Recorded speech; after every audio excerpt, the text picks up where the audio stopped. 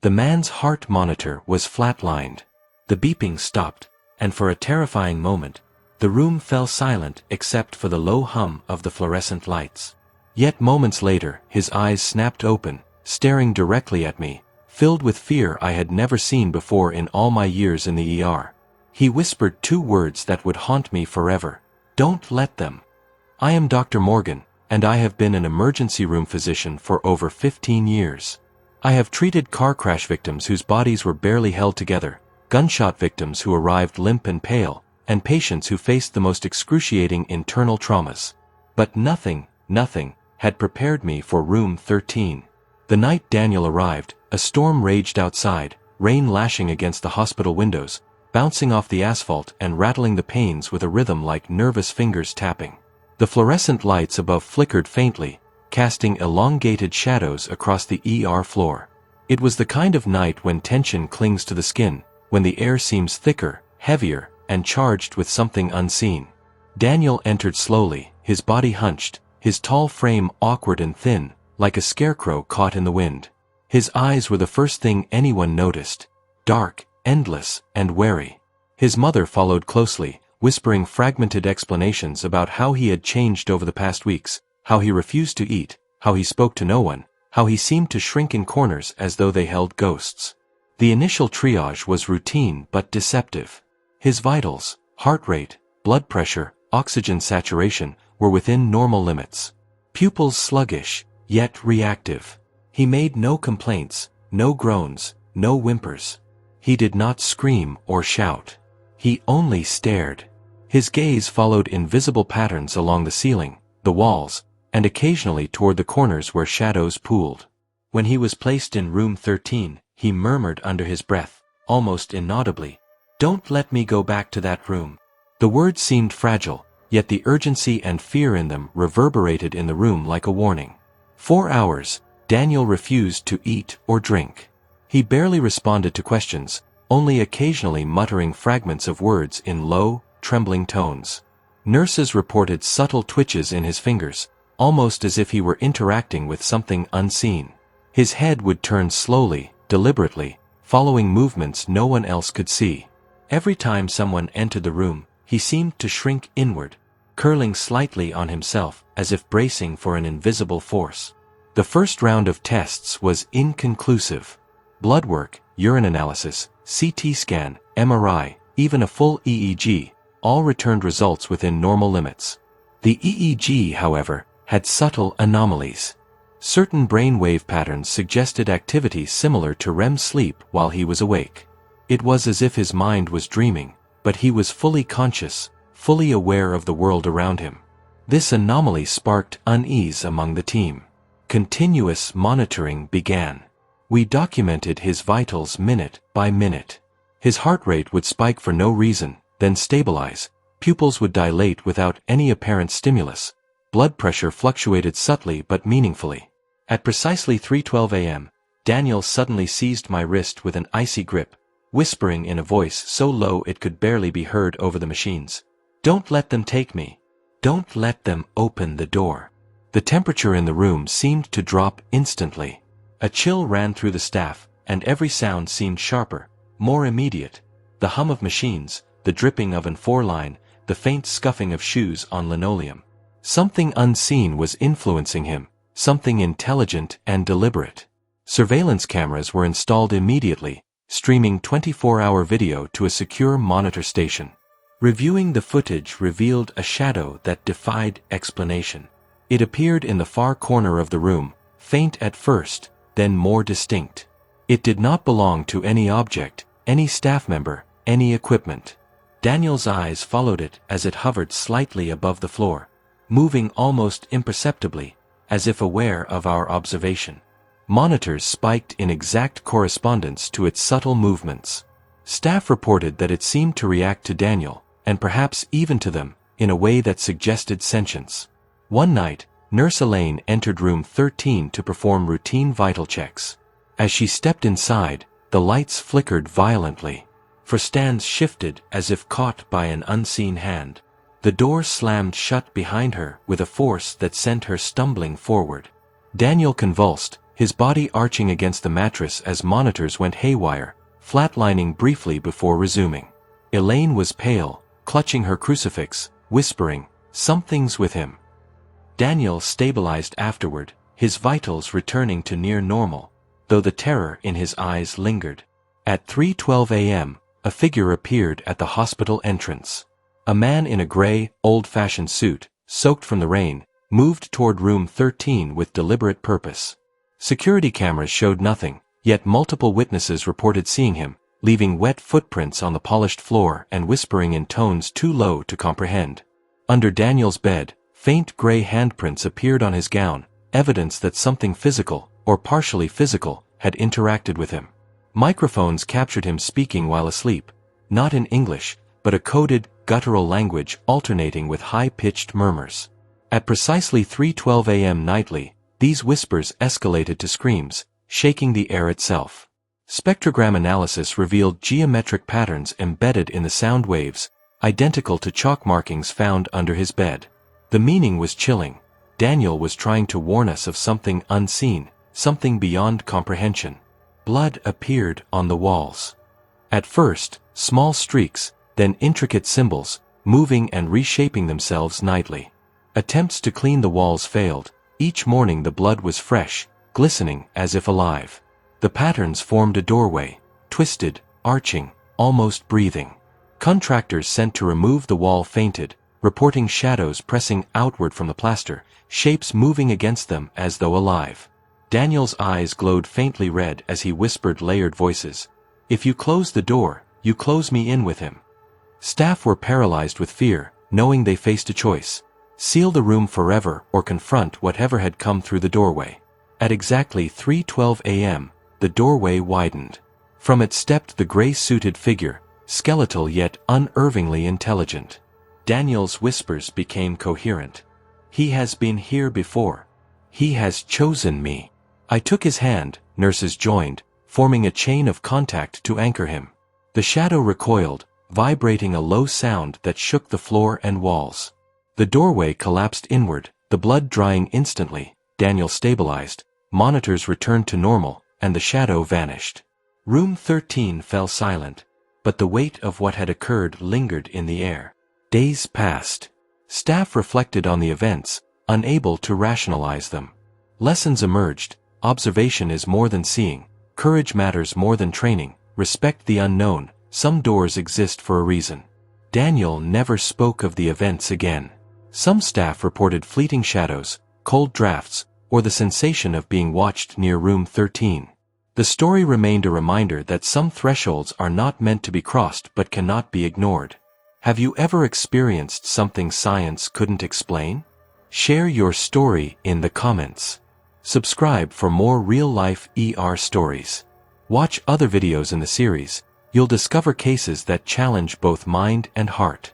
The next extraordinary story might be waiting in the room next door. Days turned into nights, and nights bled into each other as the ER staff rotated in and out of room 13. Every shift brought a fresh wave of tension. The air smelled faintly of antiseptic, rain-soaked concrete, and something else, a subtle metallic tang that seemed to grow stronger the closer one stood to Daniel's bed. Staff whispered about it, but no one could explain it. Daniel began speaking in fragments, usually to the corners of the room or to the shadows themselves. Sometimes he would describe fleeting images, a hallway lined with doors, faces twisted in anguish, eyes that were hollow but watching. At first, we assumed hallucinations brought on by stress or sleep deprivation, but the subtle changes in his vitals during these episodes suggested otherwise. His heart rate would rise dramatically, skin turning pale and clammy as though something unseen was pressing against him. On one night shift, Dr. Lopez, a seasoned attending, stood by Daniel's bedside reviewing the EEG. "Look at this," he said, pointing to a spike in the readings. "He's awake. But look at these waveforms. It's almost like the brain is mimicking multiple consciousnesses simultaneously." The team exchanged nervous glances. No textbook or journal could explain such activity. I moved closer to Daniel and whispered, "Can you tell me what's happening?" His eyes flicked toward mine, pupils dilating unnaturally. "They're coming," he said softly. through the walls, through the ceiling. I can't stop them. We began documenting every detail with meticulous care, every twitch, every fluctuation in vitals, every whispered phrase. Nurses kept detailed logs, when he turned toward corners, when he flinched without cause, when he spoke in fragmented languages. Even the custodial staff reported oddities, the smell of iron in the air, the lights flickering, shadows moving unnaturally along the hallway walls. Daniel's internal struggle became evident. He sometimes spoke to himself, fragments of memories from before the hospital stay, frightened by the intrusion of something foreign, something inhuman. "I remember my childhood home," he whispered one night, his voice barely audible. "The attic, the locked door. I never went back." We learned through his fragmented recollections that he had always been sensitive to phenomena others could not perceive. Shadows, sounds, whispers. He remembered seeing them as a child, hearing voices in empty rooms, feeling hands brush against his back when no one was there. Those memories, resurfacing under the influence of whatever was in room 13, seemed to amplify his fear, and by extension, ours. The hospital administration, initially skeptical, began convening meetings.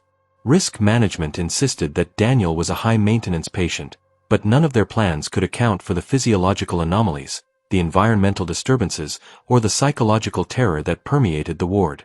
We tried standard interventions, light therapy to stabilize circadian rhythm, sedatives to calm spikes in heart rate, and even constant monitoring by multiple staff, but none were entirely effective. Daniel's resistance was remarkable. The shadow, whatever it was, seemed aware of our interventions, adapting in response. One night, the door to room 13 slammed open without warning, and a sudden gust of wind knocked over medical charts and 4 poles. Daniel leapt from the bed, eyes wide, pointing toward the corner where the shadow usually appeared. "It's testing me," he said, voice trembling. "It wants to see what I fear most." I took notes rapidly, capturing heart rate jumps, blood pressure fluctuations, and subtle changes in oxygen saturation as the room's temperature dipped inexplicably. Every staff member present reported goosebumps, chills, and the sensation of being watched. Later, when we reviewed the footage, the corner appeared empty, but subtle distortions in the image suggested something had moved too fast to capture, a ripple through the air itself. Daniel's flashbacks became more vivid. He described, in broken phrases, a long-abandoned hallway in a house he had lived in as a child. He spoke of doors that led nowhere, of voices coaxing him to enter, and of shadows that whispered secrets too terrible to repeat. As he recounted these memories, monitors captured spikes in brain activity, spikes unlike anything previously documented. Some nurses, seasoned and unflappable, began refusing to enter room 13 alone. They paired up, holding onto each other's hands, whispering prayers under their breath, and yet, each still felt the cold, oppressive presence pressing against the walls. The hospital began documenting every incident as part of a research protocol. Experts in neurology, psychology, and even parapsychology were consulted. Attempts to use soundproofing, infrared cameras, and electromagnetic shields yielded inconclusive results. Daniel's whispers continued, more urgent, more coherent. "They are patient," he said one evening. "They wait for the weak, for the moments I falter. But I won't let them through. Not tonight. Not ever." Staff observed something remarkable. During moments of intense fear or concentration, Daniel's vitals would stabilize unexpectedly, as if the presence respected his courage, measuring it, testing it. One night, while reviewing the security footage with Dr. Lopez, we noticed something previously overlooked. Reflections in the monitor's glass panels that did not match any person or object in the room. A figure, faint and gray, always in the same corner, watching Daniel, its form fluctuating, as if it existed both in and out of reality. This visitor, we realized, was neither entirely physical nor entirely spectral. Attempts to interact directly failed. Any approach caused disturbances, lights flickered violently, monitors glitched, and Daniel's pulse raced. In whispered tones, he begged, "Don't make them angry. Don't let them break me." The pressure in room 13 escalated over the following days. Daniel began speaking in longer phrases, describing an unseen structure beyond the walls of the hospital, corridors filled with faces that were neither living nor dead. The staff began to experience psychological stress, insomnia, anxiety, feelings of being followed. Despite this, Daniel's courage never wavered. He stood firm in his bed, defying whatever force pressed against him. On a particularly stormy night, the door to room 13 slammed repeatedly, as though testing its strength. Daniel's vitals spiked dangerously, and staff responded with emergency protocols: supplemental oxygen for fluids, sedatives calibrated to prevent loss of consciousness. Yet even as he stabilized, the presence was palpable. A cold, heavy weight in the room, shadows stretching toward the ceiling. Daniel whispered, "It wants me to open the door to let it through. I can't. I won't." The staff realized that whatever this was, it was not malicious in the conventional sense. It was testing, observing, seeking compliance or weakness. Daniel's flashbacks now included childhood memories of fear, of being forced to face dark corners, and of secrets locked behind doors he dared not open. These recollections seemed to give him a mental framework, a strength that kept him anchored as the presence probed and pressured him. Night after night, the pattern repeated. At precisely 3:12 a.m., the shadow appeared, the whispers escalated, the monitors spiked, and Daniel resisted.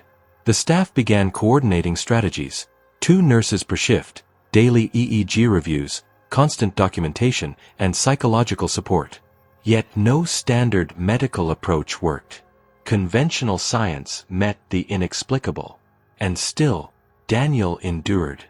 As days passed, the tension in room 13 became almost unbearable.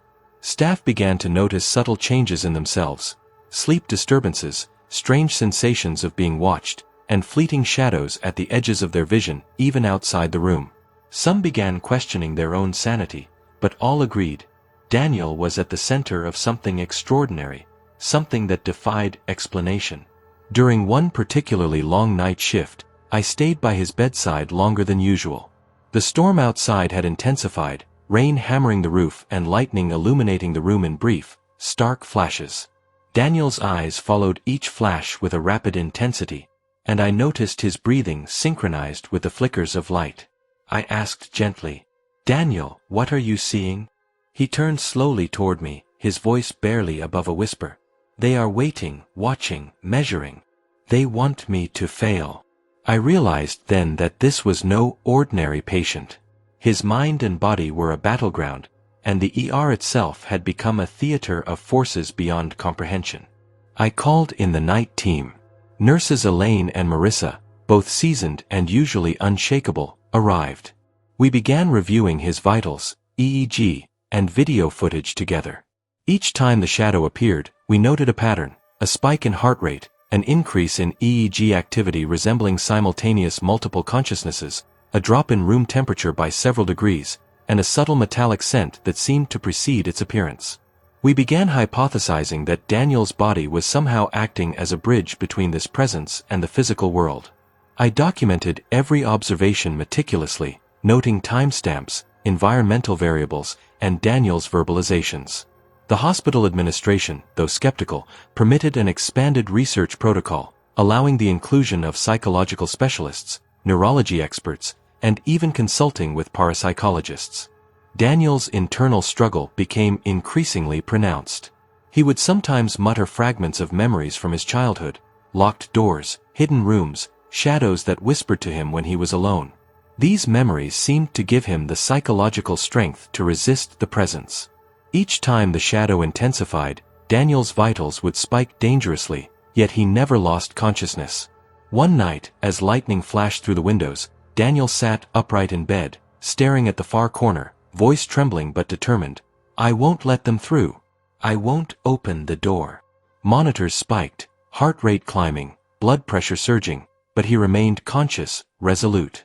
Elaine whispered prayers, her hands on his shoulders. Marissa documented everything. I realized then that the presence was testing not just Daniel, but all of us, the staff, the hospital itself. Our fear, our courage, our adherence to protocol were all under scrutiny. Flashbacks became more vivid. Daniel described rooms he had never seen in his waking life: corridors stretching into darkness, doors opening into nothingness, and faces that were both human and distorted, watching, whispering. These visions correlated with spikes in brain activity recorded on EEG. It was as if his mind was a battlefield between memory, fear, and some external force. The gray-suited figure, first seen fleetingly at the hospital entrance, began appearing with more clarity, always in the corner of Daniel's room. The staff noticed it sometimes reflected in the glass of monitors, though never fully captured on camera. Attempts to confront or interact directly were met with violent environmental reactions. Lights flickered, monitors glitched, poles shifted, and room temperature plummeted. Daniel whispered warnings. Do not provoke them. They watch, but they measure. Patience is their weapon. One particularly intense night, the door to room 13 slammed open repeatedly without explanation. Daniel's vitals spiked. Staff responded with emergency protocols, 4 fluids, oxygen supplementation, and sedatives in carefully measured doses, but he resisted full sedation, his body stiffening as though aware of the presence's testing. Through it all, Daniel remained lucid, his fear tempered by a strange resolve. The shadow's movements seemed to synchronize with his responses. If he faltered, the shadow advanced. If he resisted, it recoiled. We began coordinating our responses, pairing nurses, keeping meticulous logs, and providing constant psychological reassurance.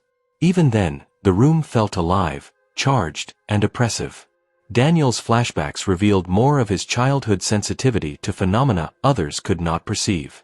He described voices in empty rooms, touches on his back when no one was there, shadows flitting just beyond sight. These memories, resurfacing under the presence's influence, strengthened his ability to resist.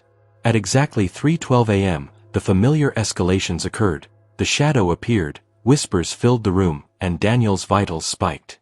But he no longer cowered. He spoke clearly. I will not give in. They will not have me. The staff, now mentally and emotionally prepared, held his hands, whispered encouragement, and reinforced his resolve. We realized then that room 13 had become a crucible of courage, observation, and human endurance. The shadow, or whatever entity it was, tested not only Daniel but all of us who bore witness.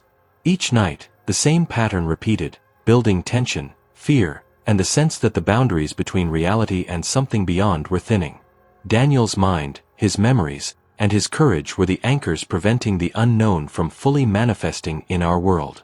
We documented everything meticulously, knowing the hospital might one day use it for research, but also understanding that no science could fully explain what we were witnessing. The nights blurred together. Storms raged outside. Rain battered windows. Fluorescent lights flickered, casting shadows that seemed to move independently. And every night, at 3:12 a.m., the tests continued. The shadow, the whispers, the vitals, the environmental anomalies, they all aligned. Daniel endured. We endured. Room 13 endured, a space now charged with something beyond medicine, beyond observation, beyond explanation. As the nights wore on, room 13 became a magnet for unease, attracting the attention of staff who had grown curious and fearful in equal measure. Each nurse, each doctor, each orderly who entered could feel the oppressive atmosphere pressing down. Even those with decades of experience reported subtle changes, hair standing on end, a prickling sensation on the skin, the unmistakable feeling of eyes watching from unseen corners. Daniel became increasingly aware of the room itself. He described it as alive, breathing, shifting, sometimes expanding and contracting in ways impossible for a physical space. He whispered to me one night, "It knows we are here. It knows what we think. It wants to break me, to break all of us." I asked gently, "What do you see?" His eyes widened. Corridors that aren't here. Doors that open to nowhere. Faces, watching, waiting. They are patient, but relentless. The staff, guided by Daniel's observations, began logging every anomaly in exact detail. The times the shadow appeared, the changes in temperature, the unexpected fluctuations in monitors, the faint metallic smell, the whispers, the flickers of light. We installed additional surveillance equipment, microphones sensitive to the slightest vibrations, and sensors for temperature, humidity, and electromagnetic fields. Still, much of what occurred defied measurement. One particularly stormy night, Daniel described a vivid memory from his childhood. He had been locked in an attic, frightened, and a shadow had appeared at the threshold. The presence in room 13 seemed to mimic this memory, pressing against the boundaries of reality in synchronization with his recall. His brainwaves spiked on the EEG, vitals fluctuated dangerously, and monitors went haywire. We responded with emergency protocols, oxygen supplementation, for fluids, and precise doses of sedatives to maintain consciousness without overwhelming him. Elaine and Marissa, the nurses on duty, held his hands, whispering calm reassurances, grounding him as the room itself seemed to writhe and respond. Each night, the pattern became more pronounced. At exactly 3:12 a.m., the shadow appeared in its corner, whispers escalated, monitors spiked, and Daniel resisted. The staff realized that the entity, whatever it was testing both him and us. Its intelligence, its deliberate patience, suggested it was observing not just the patient, but human courage itself. Daniel's flashbacks deepened, providing him with both fear and strength. He recounted being warned by an elder as a child that shadows sometimes sought the weak, the frightened, the compliant. He now understood that his ability to resist depended on resolve, attention, and support. We, the staff, became part of the experiment, each action scrutinized by the presence. One night, the gray-suited figure appeared, not in the hallway but reflected in the glass of the monitors. It observed Daniel silently, a skeletal figure radiating intelligence and quiet menace. Any attempt to confront it caused violent environmental reactions. Lights flickered, monitors glitched, the temperature dropped, for poles shifted. Daniel whispered urgently, "Do not provoke them. They are patient. They measure. They test."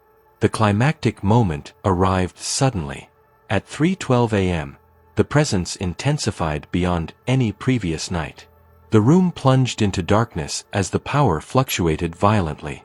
Daniel's heart rate skyrocketed, blood pressure surged, and monitors displayed erratic readings.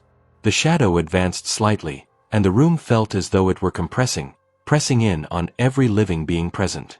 I grabbed Daniel's hand. Elaine and Marissa joined, forming a chain of human contact. The air was thick, almost suffocating. Daniel's whispers grew coherent, layered, commanding, "They cannot have me. They cannot pass. I will not open the door." The shadow recoiled slightly at his words, but the presence remained formidable. Staff held their ground, monitoring vitals, administering fluids, offering calm reassurance, forming a united front of human courage. Lightning illuminated the room, revealing fleeting glimpses of the gray-suited figure, now fully realized, observing, testing, waiting. Daniel's memories, his courage, and our support acted as anchors. Slowly, steadily, the environmental anomalies began to recede. Lights stabilized, temperature normalized, monitors returned to baseline. Daniel's heart rate fell, blood pressure returned to normal, and the oppressive sense of being watched eased. The shadow vanished. Room 13 fell silent, yet the weight of what had occurred lingered heavily in the air. In the following days, staff reflected on the events, documenting every detail. Experts reviewed EEGs, vitals, and video footage. While no conventional science could fully explain the phenomena, the lessons were clear. Observation is more than seeing. Courage can anchor a person against unknown forces, and some thresholds exist for reasons beyond human understanding. Daniel recovered physically, though he never spoke fully of what transpired. Staff continued to feel the lingering presence of room 13, a sense of awareness, of vigilance, a reminder that some doors are meant to test, not to open. The hospital adapted its protocols, providing psychological support, close monitoring, and careful documentation for any future patients exhibiting unusual phenomena. For me, the experience reshaped my understanding of emergency medicine. It reminded me that even with decades of experience, even with every protocol, every piece of equipment, every textbook at our disposal, there remain mysteries that cannot be solved by science alone. Courage, empathy, and human connection are sometimes the most critical tools in the ER.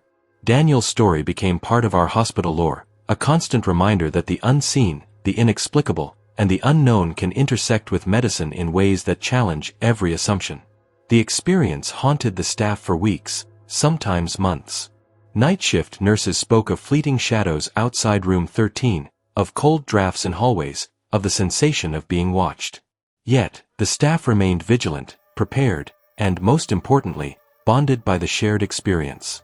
Room 13 became a symbol of human resilience, observation, and courage. It reminded everyone who entered that some forces, while invisible, test the boundaries of reality, and that the human spirit, when supported and grounded, can resist even the most inexplicable pressures.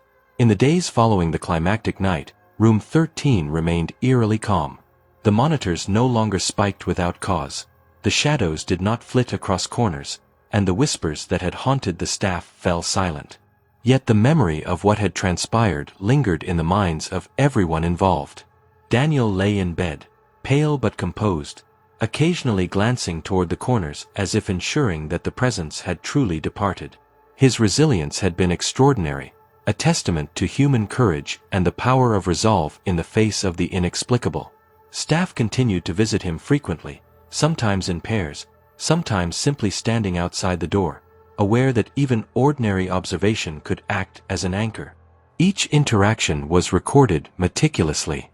Nurses Elaine and Marissa shared notes about Daniel's subtle behavioral patterns, slight hand tremors when recalling memories, facial expressions that indicated internal conflict, and moments of unwavering focus that seemed to repel the presence.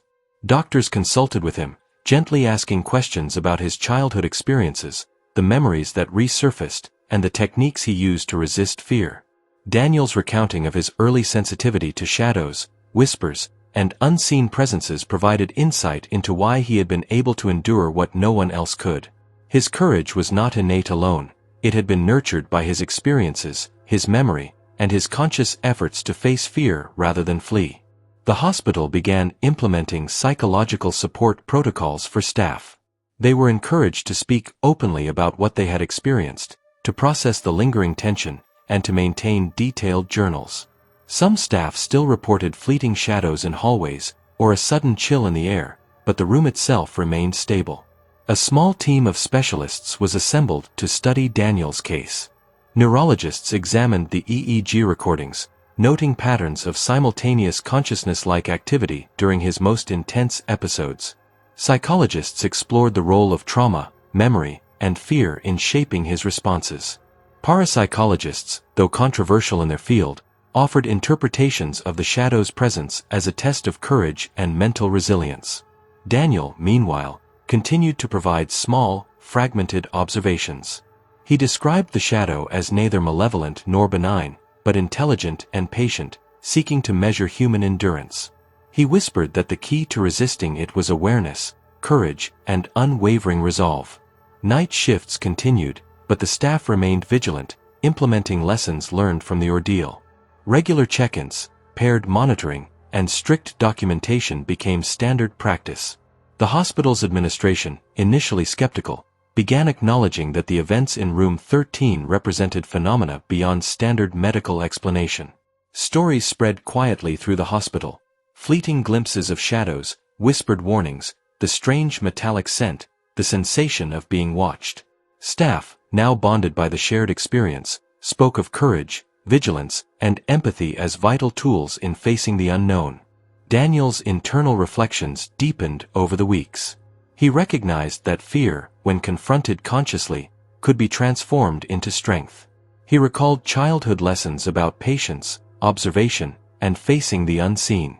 Each memory he accessed seemed to fortify his mental defenses, making him less susceptible to the shadow's influence. I often stood by his bedside, documenting his experiences, feeling a mix of awe and humility. I had witnessed countless emergencies, traumas, and near-death experiences, yet nothing compared to the psychological, physiological, and environmental complexity of room 13.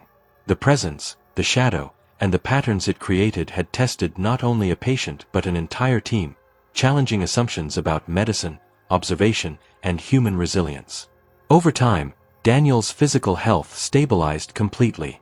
Vitals normalized, EEG patterns returned to standard readings, and he resumed basic daily functions, though he remained unusually vigilant, occasionally glancing at corners or whispering to himself about patience and endurance.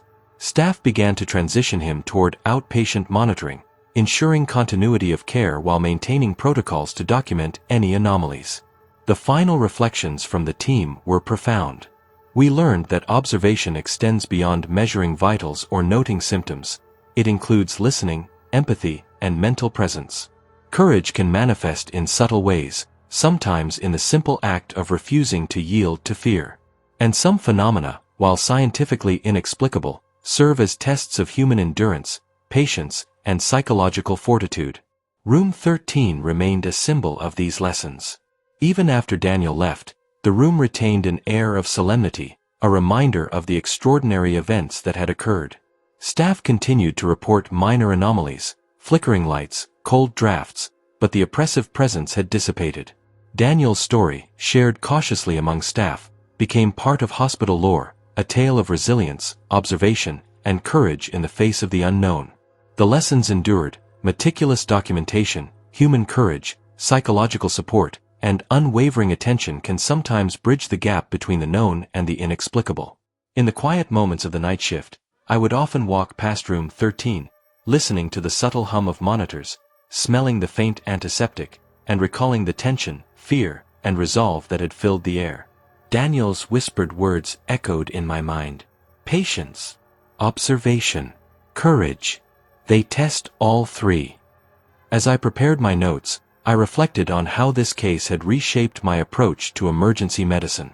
It reminded me that while science provides tools, equipment, and knowledge, the human element, the courage, empathy, and presence we bring, remains irreplaceable. Every patient, every shadow, every unknown requires not just technical skill, but the unwavering attention and resolve to confront fear directly. The story of Room 13 became a testament to human resilience, the power of observation, and the extraordinary courage that can emerge when faced with forces beyond comprehension.